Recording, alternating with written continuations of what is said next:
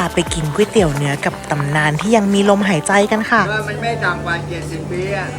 ร่วม80 ปีแล้วเพราะว่ามันตุ๋นจนเปื่อยละลายในปากยืนคุยกับคุณลุงก็คืออยากสั่งมาทุกอย่างอันนี้เป็นเส้นเล็กนะจ๊ะเส้นเล็กแล้วก็ปรุงเผ็ดๆเลยจ้ะพริกน้ำส้มกับพริกป่นอันนี้เป็นเอ็นล้วนจ้ะคุณลุงบอกว่าละไม้คล้ายคากิแต่มันกรึบกว่านิดนึงคือดื้อส่วนอันนี้เป็นลิ้นจ้ะคุณลุงบอกว่าหั่นชิ้นหนาหน่อยจะได้กินอร่อยอันนี้ยกให้เป็นก๋วยเตี๋ยวเนื้อที่อร่อยแบบอันดับท็อป 3ในใจในชีวิตเลย